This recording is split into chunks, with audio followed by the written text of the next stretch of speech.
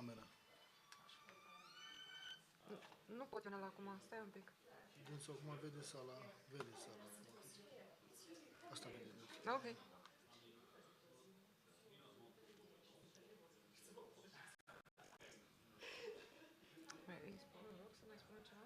Da. Can you please say something now, just to test the sound? No, we cannot hear you. Just a moment. Poate să-ți mai spune ceva acum?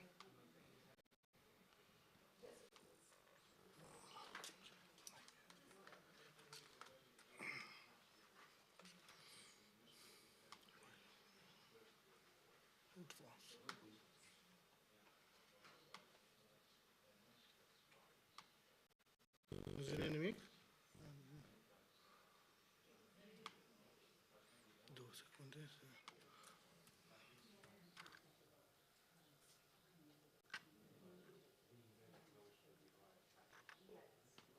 Îți vine ceva acum, muzică?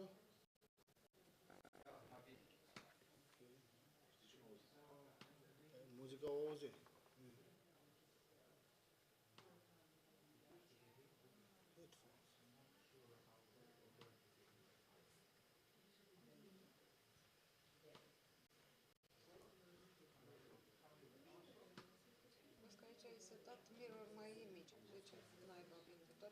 Dânsul vede bine. Asta... Păi, el vede asta de aici. Dânsul vede bine, dar vede rotit. Când intră și pe aici, o să se vede bine tot. ICHIKAWA, can you hear us?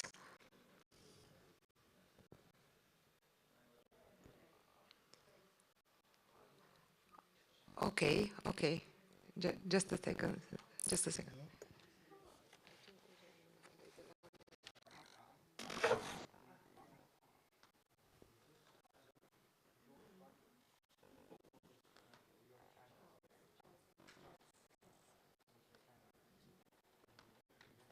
I'm still not coming through. Now we can hear you. I can hear you. Yes.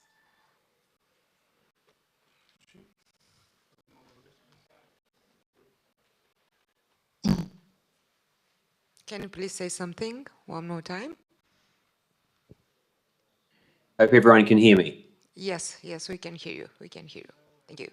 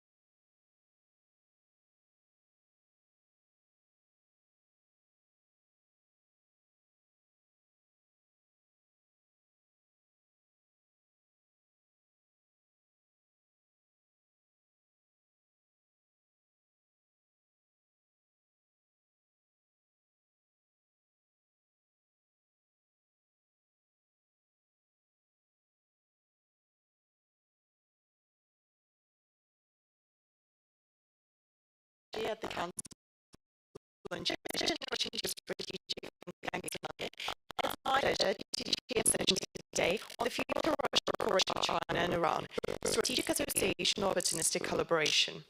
China's deepening partnership with Russia and Russia's growing cooperation with Iran in the wake of the invasion of Ukraine are two developments of particular concern. We must better understand how these relationships develop, affect, and also undermine ourselves and our allies and partners. In light of an increasingly volatile and contested world, this task has never been more important. And today we have a stellar panel that will guide us through this topic with esteemed panelists from Japan, Australia, and also Romania. And we are absolutely delighted to be joined by Ambassador Doru COSTEA, who is Senior Associate Expert at the New Strategy Center in Romania. And Ambassador COSTEA has had an impressive career with Romania's Ministry of Foreign Affairs between 1990 and 2017, where he was successively Deputy Director for the Middle East and North Africa, Head of the Policy Planning Group, Director of Analysis and Information Coordination Department, and Secretary of State for Global Affairs. He was also Romania's Ambassador to the State of Kuwait and the Sultanate of Oman, Egypt, China, Mongolia, UN, and the International Organization in Geneva. Ambassador COSTEA, we are delighted to have you present with us here today. I'm also delighted to introduce two other panelists who will be joining us online, Ms. Tomiko and also Mr. Justin BASSI. Ms. Tomiko is Director General at the Japan Institute of International Affairs. She has had an illustrious career since 1985, and her political assignments in Japan included directorship at West Europe Division, Economic Integration Division, Non-Proliferation, Science and Nuclear Energy Division, as well as Economic Policy Division. Her overseas diplomatic postings included roles at the Embassy of Japan in the UK and Permanent Mission of Japan to international organizations in Vienna. Ms. ICHIKAWA assumed the current position of Director General at the Japan Institute of International Affairs in July 2020. Ms. ICHIKAWA, thank you so much for joining us online this morning. And finally, we are absolutely delighted to be joined by Mr. Justin BASSI, who's the Executive Director of the Australian Strategic Policy Institute. From June 2019 to March 2022, he was Chief of Staff to the Minister for Foreign Affairs and Minister for Women, Senator the Honorable Maurice Payne.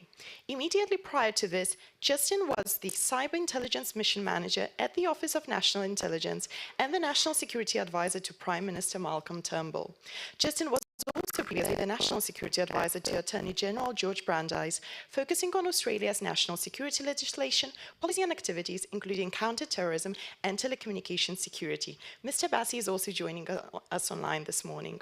So without any further delay, we have only around 50 minutes for our panelists to give their keynote introductory speeches, and then we will move on to the Q&A session with the audience for the remainder of the time. So, Ms. ICHIKAWA, may I please ask you to start our session?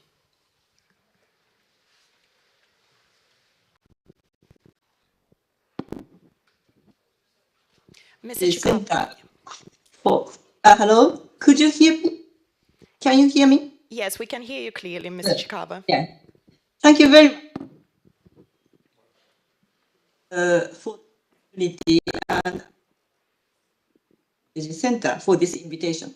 So I understand we have limited time. So let me say just a couple of points as a kind of kickoff for discussion. China. As we know, China's relations with Russia have not always been so. Last 1 year or two, their relation, I think we can say that their relations have developed into something of strategic cooperation based on their quite closely aligned interest, which is their kind of relations vis-a-vis the US and the Western countries. And in this context, Western countries includes, I think, obviously, Japan and Australia, countries like those like-minded countries. Also, actually, what I would like to note is that China and Russia are also increasingly conducting very close defense and military cooperation. For example, they have been conducting in recent years quite visible military exercises near and around Japan, joint military exercises. And from China's point of view, of course, it is very important to maintain and develop good cooperation with Russia if it considers its strategic competition with the US. And for Russia, I think you know the obvious reason why the relations with China are important.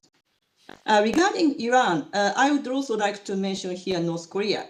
Both Iran and North Korea are those countries which have been quite obviously supporting kind of Russia's political position. And not only that, we are almost certain that in the case of North Korea and in Iran, it is already quite clear that they have been also supporting Russia militarily. They are also benefiting from the overall strategic situation in which there is a quite strong division between the Western countries on one part and the China and Russia on the other hand, in pursuing their own agenda. In North Korea's case, nuclear and missile, and in Iran's case, its political and security agenda in the region. So I believe that China-Russia relations will remain close and maybe may get even closer as long as the strategic relations with the US and the West remain difficult for both countries. And also when and how the war in Ukraine will end will obviously affect the overall situation, security situation in Europe, the security situation also in the Pacific, but also the relations or the power balance between China and Russia. And for China, further prolongation of the war in Ukraine will not be in its interest, and we believe it is one of the reasons why China is recently quite active with these initiatives. But we still don't know how effectively the endeavor might lead to an eventual way towards peace. And although we saw a lot of activities, as far as we are aware, there have not been kind of real tangible progress towards resuming political dialogue between Russia and Ukraine for the obvious reasons. So I stop here. Thank you very much. Thank you very much, Ms. ICHIKAWA, for your introductory remarks. And now we will move on to Mr. BASSI. Mr. BASSI, we look forward to hearing from you. Well, thank you. Could I just add my support for Tomiko's introduction, with which I agree. I also thank the forum for inviting me to participate and to provide a perspective from Australia and the region. Probably doesn't surprise that Australia and Japan agree on almost all of these issues. For me, the topic is really interesting. The Russia, China, Iran triangle is, and I would agree with Tomiko's view of adding North Korea to that, but it's primarily made up of bilateral relationships rather than a coherent whole or a coherent triad. It's the branches of the triangle are differently weighted. Iran is much closer to Russia than it is to China, for instance. There are dramatic differences in relative capabilities and geographic focus across the three. China's the most powerful, and this trend, as Tomiko was saying, is only strengthening with the war in what is happening with Russia and Iran's domestic upheavals. China, of course, has the most is the most global in reach. It's the only one with the heft to rival the US by itself. Russia's capacity to project power globally is diminishing, but of course no one disrupts more both online and offline than Russia. Iran is limited to mainly being a regional power locked in struggles with Saudi Arabia and Israel, while also battling for regime survival. Importantly, all three, Russia, China, Iran, are learning from each other, especially in pursuit of regime security through surveillance, and then the duality of control of information at home, as well as information or hybrid warfare abroad. They're all looking to carry out that dual stream approach. The China-Russia relationship is by far the most important bilateral dynamic. I think Bobo Lo's argument that the relationship is what he referred to as a wary embrace with Moscow and Beijing, both focused on transactional gains, would now need revisiting. The No Limits partnership is anchored on shared interests or values, again, as Tomiko was saying, which largely is about opposing the US and reshaping the international order. Russia's failures and problems in Ukraine are making it increasingly dependent on China, including to avoid economic isolation, and forms of cooperation that Russia traditionally held back in the past may now be in scope. For China's part, playing a very shrewd game in relation to Ukraine, holding back enough, such as direct military aid, that it is trying to maintain the myth of being a peace broker, when in fact its position on Ukraine is designed with Moscow's blessing, and in my view aims to freeze the conflict and then for it to be able to be resumed at a more opportune time. While there are many differences between what Russia is doing in Europe and what Beijing is doing in the Indo-Pacific region, there are still similarities, and Beijing is importantly learning lessons. Beijing knows that there is a power that comes from an economic dependence akin to the energy dependency many in Europe had on Russia. Beijing is running this dual-track approach of trying to be as self-sufficient as it possibly can and not have to rely on the international community, while simultaneously seeking to ensure the rest of the world is completely dependent on China. The SCO summit in India in July is worth watching by everyone who's interested in this topic, as it will potentially bring the three leaders together in one place. And notwithstanding Russia's war on Ukraine, we can't afford to take our eye off Beijing. We need to show as democracies that we can do multiple things at once, which in my view is why such forums and conferences as this and specific sessions like this one are so important. I'm happy to leave my intro there. Thank you very much, Mr. Bassi. Ambassador COSTEA, so we've heard views from Japan and also Australia. Let's move now to Europe and let's listen to your introductory remarks. Thank you. Thank you very much for this introduction. And well, I'm a very privileged position because I have, as all of us have heard, very inciting and exciting ideas put forward by our guests. So one remark is that our conversation is under the sign of the triangle again. So we have three panelists and we have a triangle in front of us. I will try in the next couple of minutes to highlight some things about this triangle, which is basically shared by anti-Western strategic goals.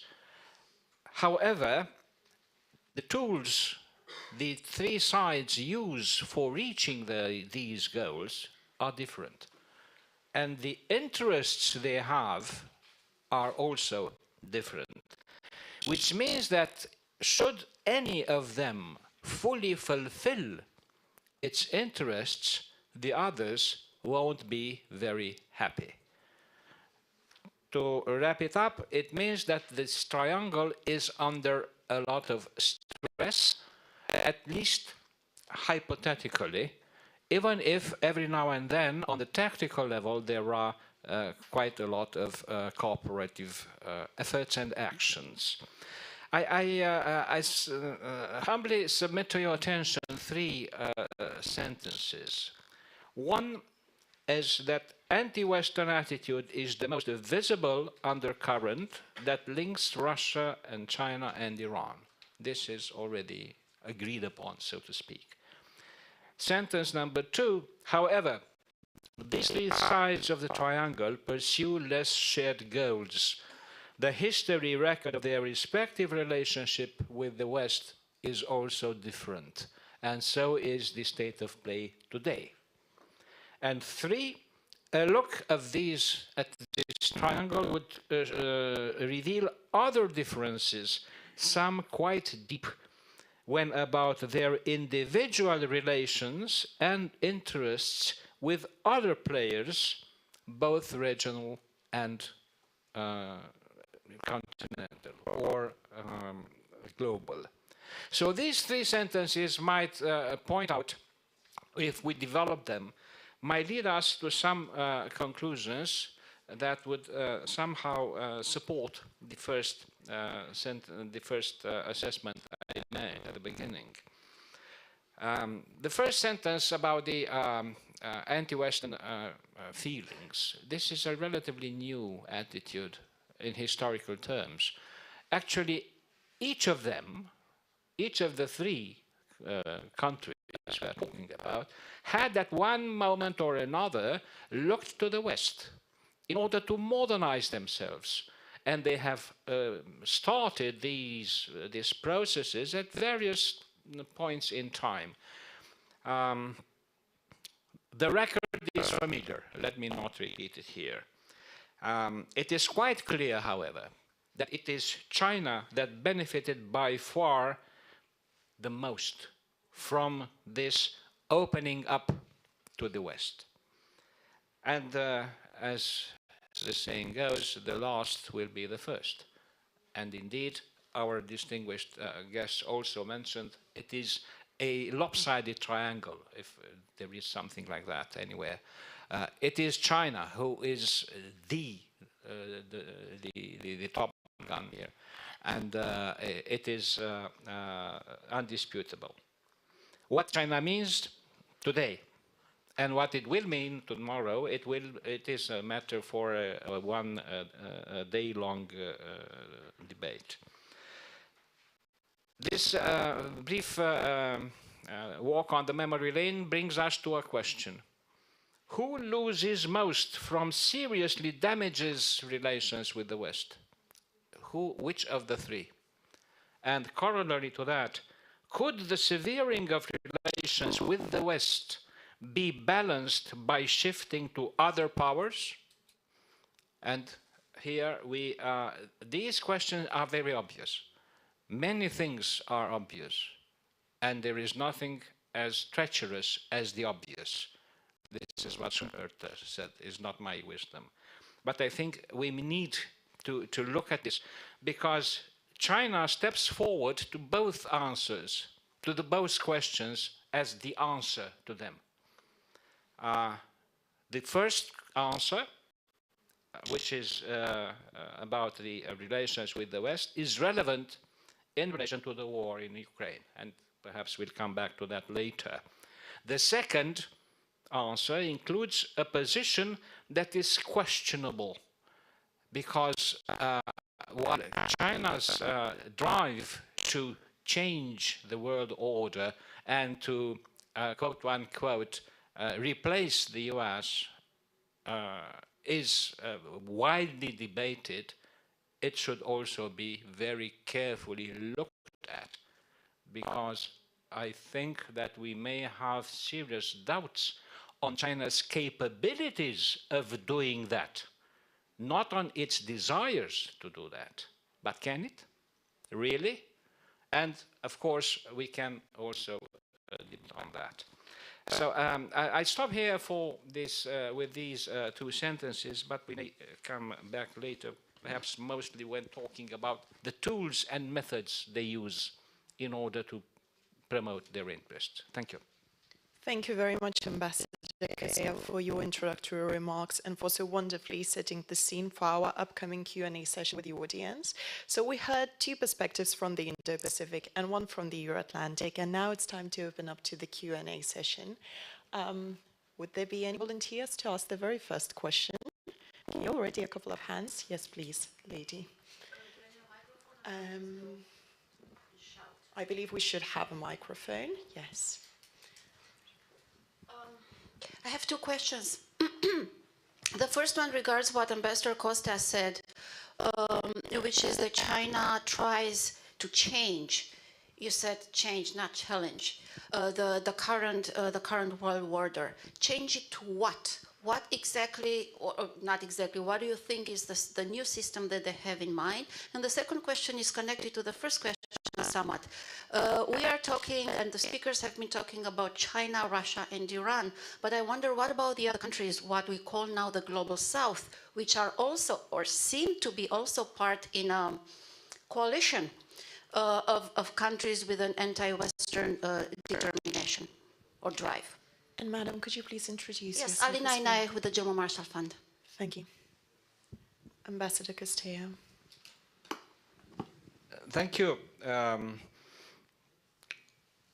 I doubt that China knows very well what the image of its world order looks like.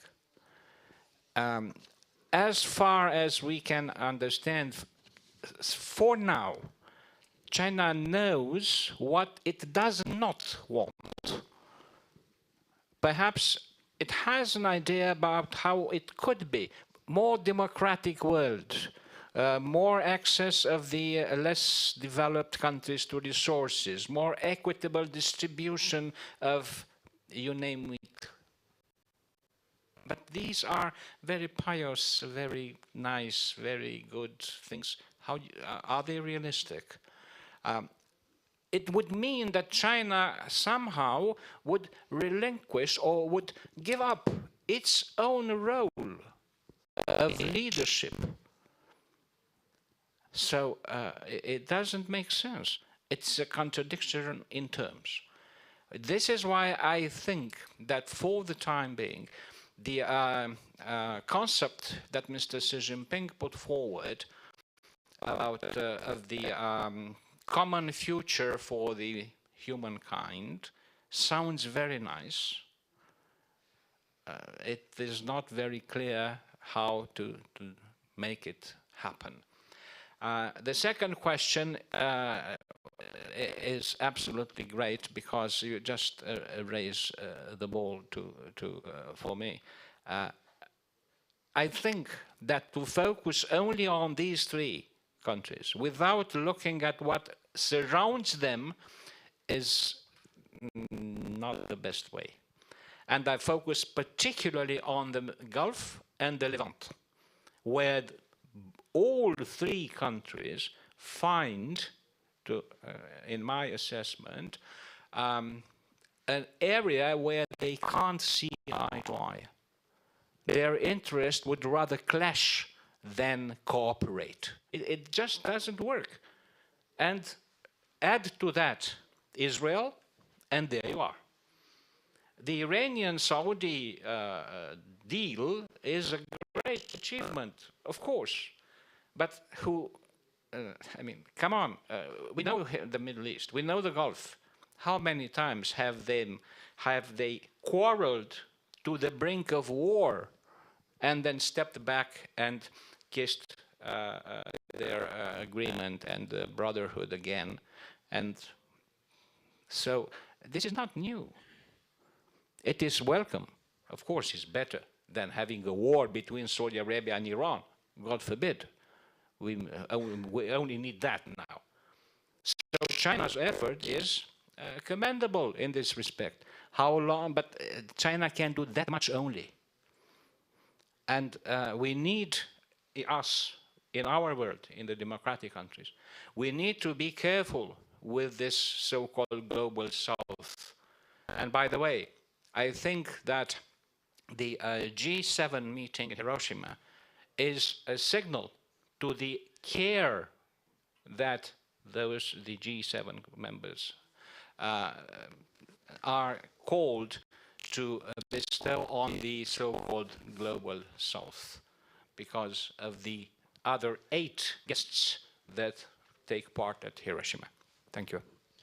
Thank you. Perhaps our panelists online would like to add anything? Mr. BASSI or Ms. ICHIKAWA? Yeah, I'm happy. Tomiko, do you want to go first, or are you happy for me to go? Mr. BASSI, please, we're listening. Okay.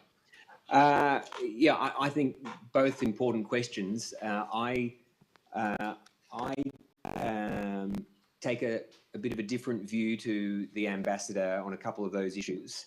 I think we should be very concerned about the combination of Beijing's intent and capability.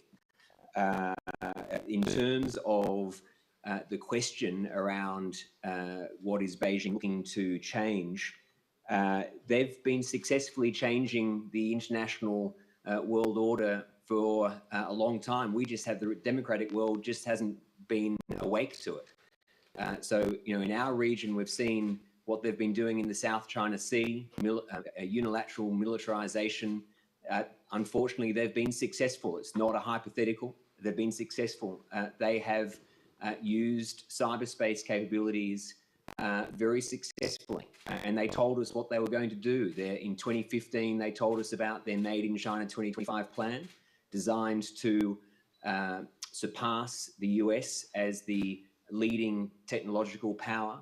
And they've set about doing it through IP theft, stealing trade secrets, and a huge research and development program. We have made multiple mistakes in the past.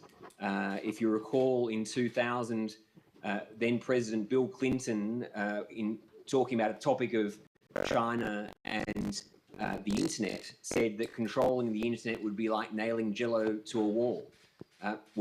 Both Moscow and Beijing proved the democratic world completely wrong. They controlled the internet, both at home and abroad. We then saw the Arab Spring, which brings in other countries, of course, goes to the question, the democratic world in its entirety, we got that wrong. And we that the Arab Spring was this beacon of light for showing that the social media era was going to be uncontrollable by centralized authoritarian regimes. Again, Moscow and Beijing have completely controlled social media at home, and then sent their disinformation and propaganda abroad. So that's just the two latest technological changes. We now are going into an era of artificial intelligence and tech revolutions. We've got to be aware that they're ahead of us in what their strategic goals are. So we have multiple examples of what they're changing: territorial integrity, South China Sea, cyberspace, technologies, and they have the capability. And so to go to the question of who has the most to lose, well, of course, if the democratic world got our act together, worked hard together as a collective, we could impose consequences for malicious activity. What Beijing in particular relies on is that what China has that the old Soviet Union never had was huge economic power. And we still see democratic countries willing to put up with security threats and malicious activity for the promise of economic return.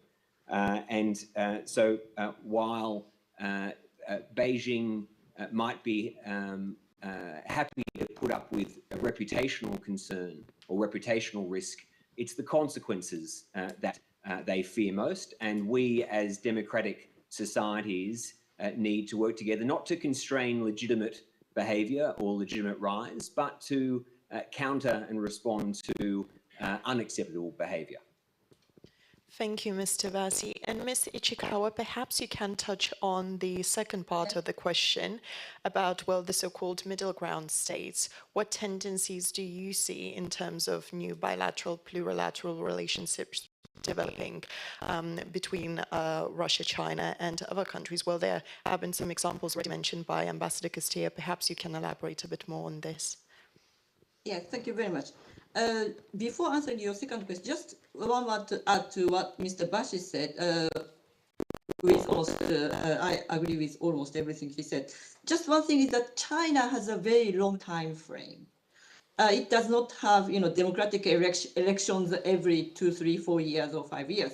And also historically, it has a very long time frame. And also what China, well, we probably don't know exactly what they want, but probably what they don't like very much is a world kind of dominated by Western values. so rather than order. So, and they, of course, understand order based on Western-oriented values. So for your second question, I think we should be very careful in not putting all the countries under the banner of the Global South and leave it there. Because each country naturally has their own national interest, and each country has very different relations with Western countries or Russia and China. So when we see these countries, some of the countries abstaining from the vote in the UN General Assembly, of course we would like them to join us in upholding very basic rule of law, respect and respect for the sovereignty and territorial integrity, and not changing the status quo by force. All these basic rules and order that we should uphold. But at the same time, each country has different situations. So what we need to do is really to sit together with them, listen to their concerns or their reasons behind their individual positions, and try to engage in real dialogue with them. And actually, I'm very happy that Ambassador COSTEA just mentioned the G7 and the other countries also coming to Japan right now to have this kind of dialogue, not kind of talking unilaterally from the Western countries, but to have real conversation dialogue. And from Japan's point of view, Japan has been quite strongly engaging the countries in Indo-Pacific, and Australia has been also engaging quite strongly traditionally, particularly in the southern part of the Pacific and Southeast Asia countries. So what we have to do is to continue this dialogue and try to understand their position while also trying to engage them in a more kind of affirmative way, in more actively supporting the basic rule of law and the international, very basis of the international order and the international security. So I think continuous engagement and real two-way dialogue is really important. Thank you. Thank you. Yes, please. My name is Eldad Beck from the daily Israel Hayom. We keep on hearing that the West was too long, too blind towards Russia, towards China. But when it comes to Iran, as a German official said yesterday, oh, it's complicated. Now, Iran has been calling for the extermination of a UN member state, i.e. Israel, before it started its participation in the extermination war against Ukraine. Isn't it time for the West, globally speaking about the West, to radically change its position towards Iran before it will be too late, as we are all expecting a war in the Middle East in the coming summer? Thank you. Thank you. Is there a particular person that you would like to? I said the global West, which means that I would like to hear all three participants reacting to it from wherever they are. Thank you. Ambassador COSTEA, would you? Thank you very much. Couldn't you have found a more difficult question? The short answer that we all, I think, in this room would be yes. We should change our position and do something about it. The longer answer is that we don't know what and how to do it. It just came, and trust me, it popped in my mind right now, so take it as such. The possibility that a close relationship between the sides of the triangle might change Iran's view. Because at the end of the day, again, a wishful thinking would be that at least one of the other sides would not be happy to see the Gulf going up in flames. So, you know, that strategic agreement that was signed 2 years ago, I think it was, between China and Iran, or 3 years ago, made a lot of noise. And it is impressive if you look at it. But there are so many impressive documents China has signed with a lot of countries in the world that came out to almost nothing. So we need to be patient here. But I mean to say that there is a leverage China has on all the other two.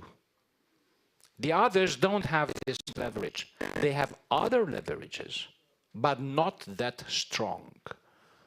The P5 exercise in terms of nuclear weapons used to work to some extent.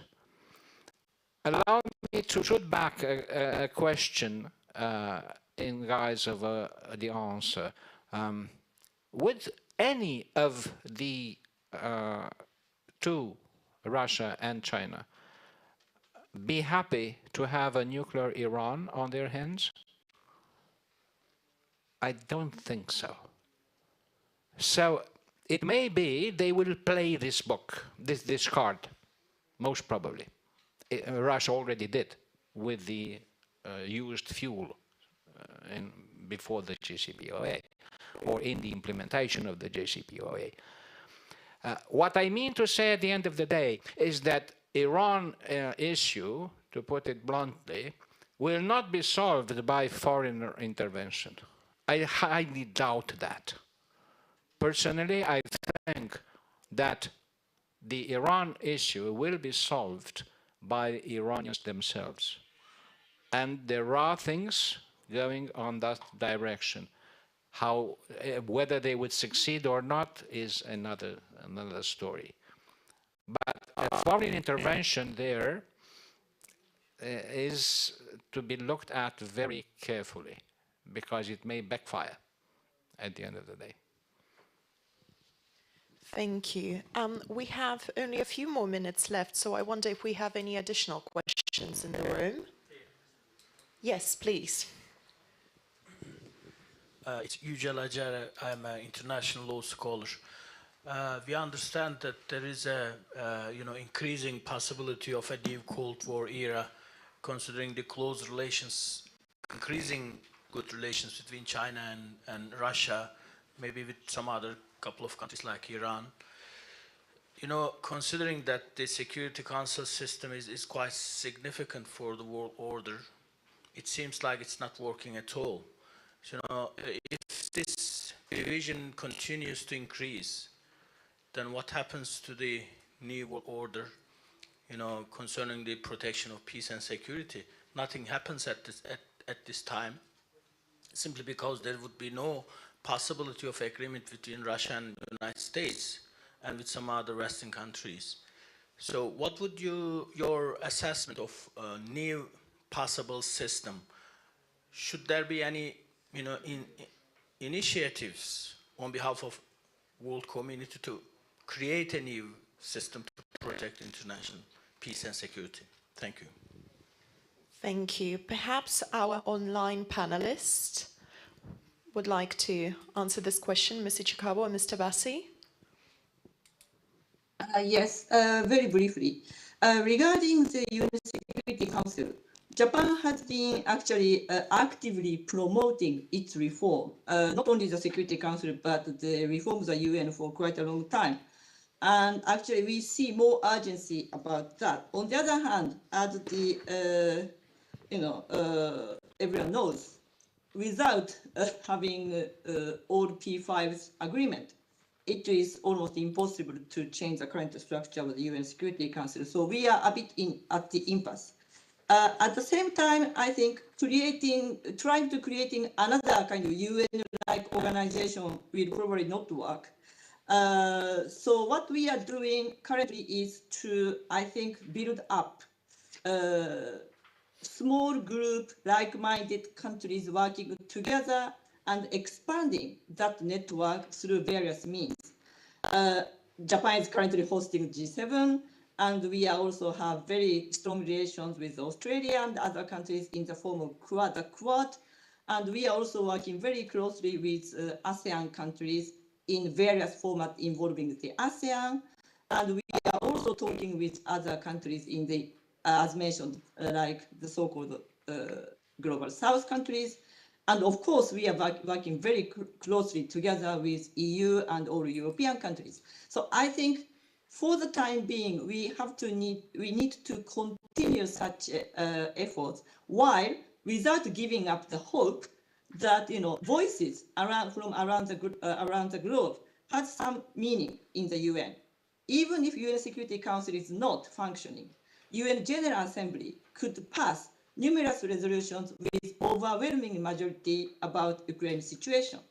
So, and there has been also small steps taken by the UN to increase the transparency of the UN Security Council work and to hold those countries, P5 countries, exercising their veto more accountable.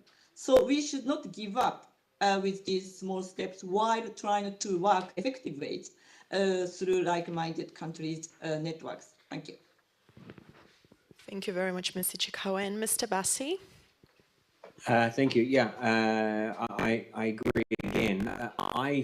I find the debate, are we in a new Cold War or not, fascinating. I think it's a good one that should be a session on its own in many conferences.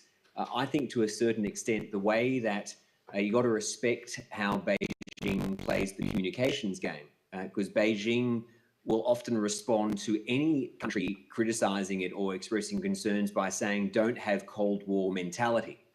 And so successful has Beijing been that when they say don't have Cold War mentality, the democratic world is so fearful of that analogy that we don't actually even consider the similarities and we go into our shell.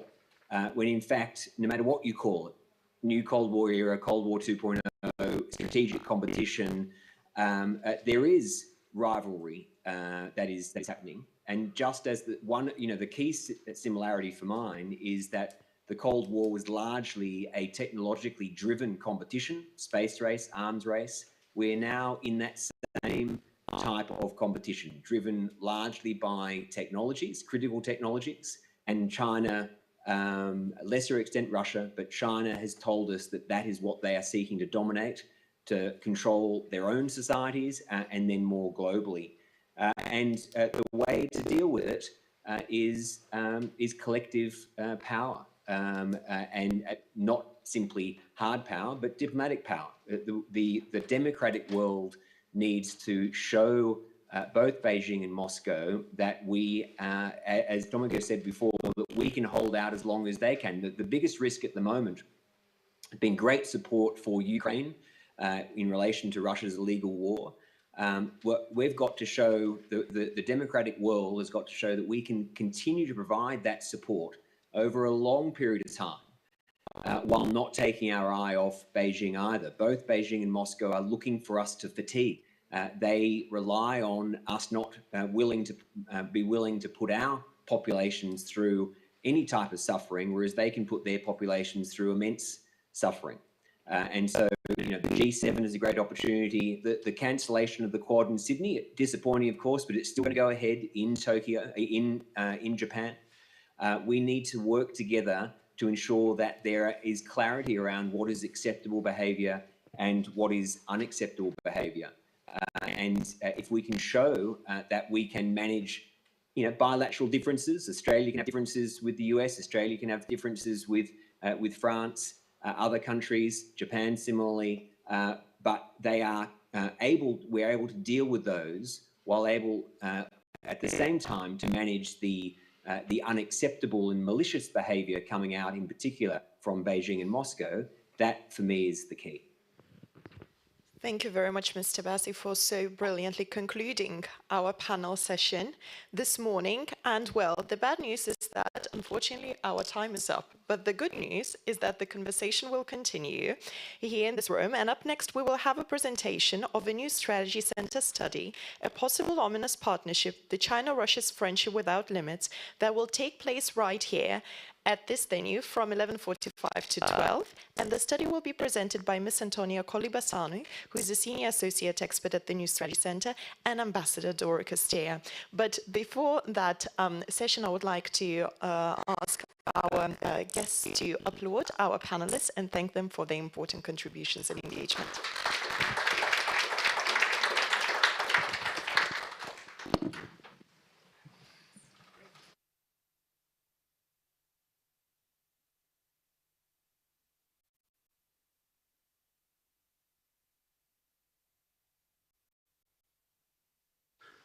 For passing the floor. Ambassador COSTEA, you have authored this wonderful study that I invite you all to read. There are copies around. I'm not sure exactly where, but you will find them. Unless the colleagues from New Strategy Center already started to share them around the room. So, a partnership without limits.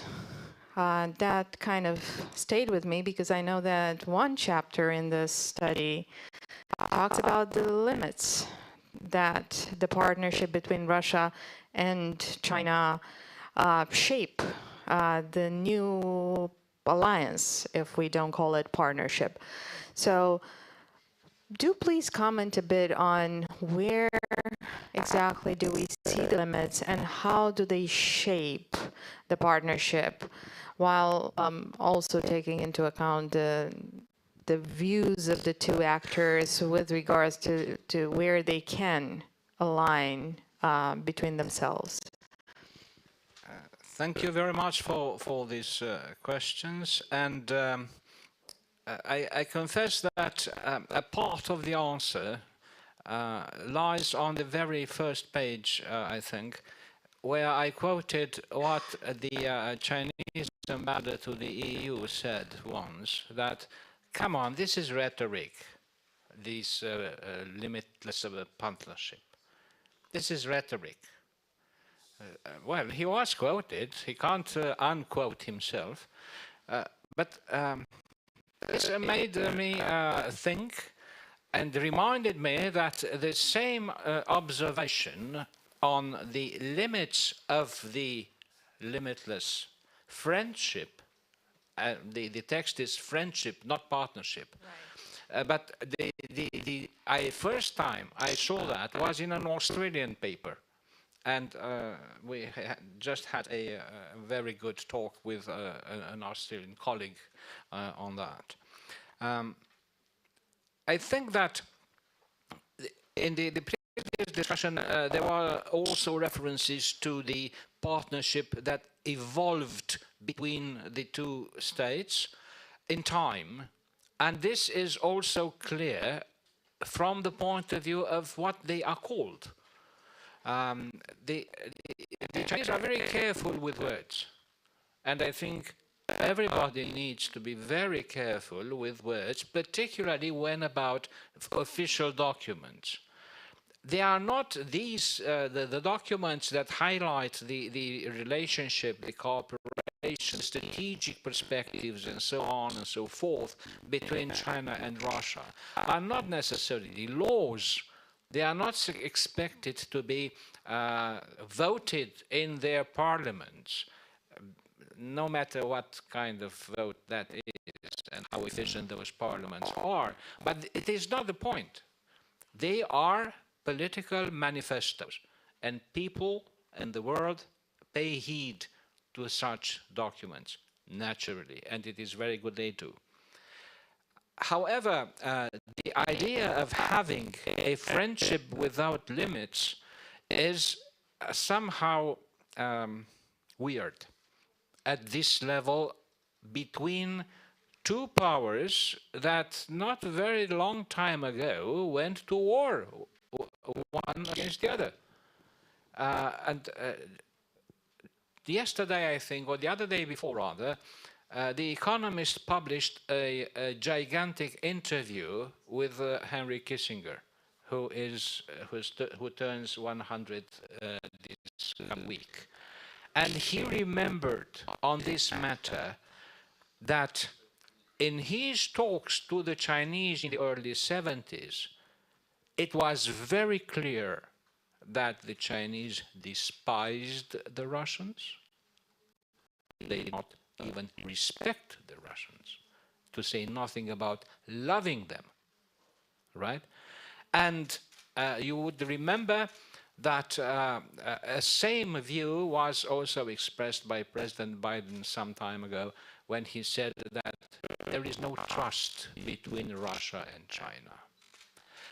Now, of course, because this friendship without limits was made public under the circumstances of the war that was about to start, it gained a very visible name and made a splash in the world. In the paper, I tried to look at a little closer at what brings Russia and China together and what pulls them apart. Perhaps the exercise should be, not perhaps, for sure, the exercise should continue and build two columns.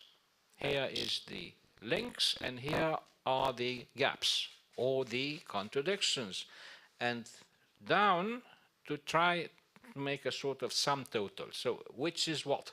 Where the balance tilts on which direction? I think that at the end of the day, one might consider these part of various forms in which the partnership takes shape and is implemented as being very selective. We cooperate well here, we don't cooperate that well there, and if we go the other way, we simply clash. And they are very much aware of that. The arguments I bring in the paper are selected from Chinese and Russian sources. So this is, I think, that we might very well agree that in order to better understand what's going on, and most importantly, in order to try and put forward the most efficient actions that we need to do, we need to look at the targets and think and put ourselves in their shoes. So think Chinese in order to understand China, think Russian in order to understand Russia. And then we may reach somewhere. Otherwise, as one of our participants rightly noted, we'll continue making big mistakes. Think Chinese when you want to understand Chinese, and think Russian when you want to understand Russia. How should we think in the Black Sea area with regards to the buildup of a potential friendship, the limits of a partnership, and the distrust between the two actors, while we still have an ongoing war in Ukraine and a global economic war? Well, I think that your question goes to the bullseye, because at the end of the day, whatever happens between Russia and China down there in Siberia or God knows where is their own business to some extent. But what happens in the Black Sea is our business. And it is also true that what happens in the Black Sea does not stay in the Black Sea, unlike the Las Vegas point. But be it as it may, let us think in terms of this balance I was talking about. The relationship the partnership between Russia and China is unbalanced. I think there is no doubt about it. Where does this balance also, may this unbalanced reality be met is the Black Sea itself. Not only because Russia has a shore on the Black Sea, so it's geography here, but because it has been active in the Black Sea when China perhaps didn't know there was a Black Sea at all, anywhere in the world. Even, you know, to be very honest, unfortunately, people in the world remembered or found out, surprise, there is something like the Black Sea because of the war. Otherwise, they didn't care. Who could put on the map where the Black Sea was? Now everybody knows where the Black Sea is, including the Chinese. The Chinese have tried to, wiggle their way through the and to the Black Sea with the famous Belt and Road Initiative. Not directly, but as a sort of second thought. Well, if the land Belt and Road thing doesn't work, to the north, on Russia, Ukraine, Belarus, and so on, and if in the south things don't go well, perhaps we could use the Caucasus and then cross the Black Sea, and they tried to build a port in Georgia. And it was a very interesting project, which was foiled, and it went nowhere because of Russian intervention. So where is that partnership here? The Black Sea is the Russian territory, say the Russians. But don't tell that to the Turks, because it will be very, very unhappy. But China has said, why? I want a piece of it too. It is good for China. But I don't think that the Chinese interests now are that much, poignant in the Black Sea. They are much more interested in Ukraine than in the Black Sea. And here we... And how is that? Where do we see the interest of the Chinese in Ukraine particularly, and how that affects our defense and resilience in terms of Western defense and resilience? Let me start from the end of the reality. The reality today is that President Zelensky is with the G7, and there was a piece of news last night that on the agenda, the topic of a summit is on the Ukraine situation is to be addressed. And I think it was Bloomberg-based new piece of information highlighting the possibility that the Chinese initiative be somehow amended and adjusted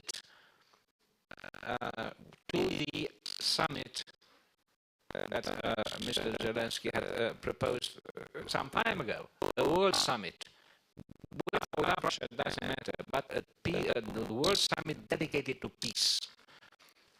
So I said, let's start from the end, because it is also Ukraine-China relationship, not only China-Ukraine relationship. But China is very much interested, had a partnership. They have a partnership, a strategic partnership signed with Ukraine in 2013. And it was a very exciting partnership with agriculture, with weaponry, well, not weaponry, sorry, with mechanical works, right? But the first carrier is the Ukrainian old Varyag. So and the Chinese were smart enough to build the other two without the Ukrainian model, but they broke their teeth in the first. Ukraine has a lot of raw materials that are extremely interesting for China. So here we are.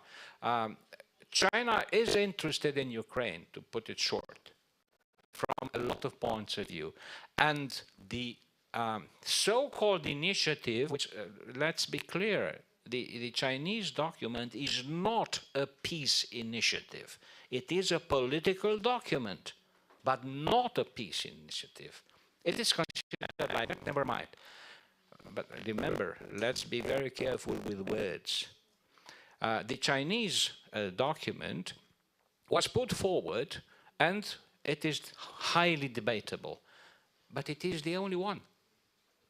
It is only China that came with a plan, and Mr. Zelensky came with his 10 points.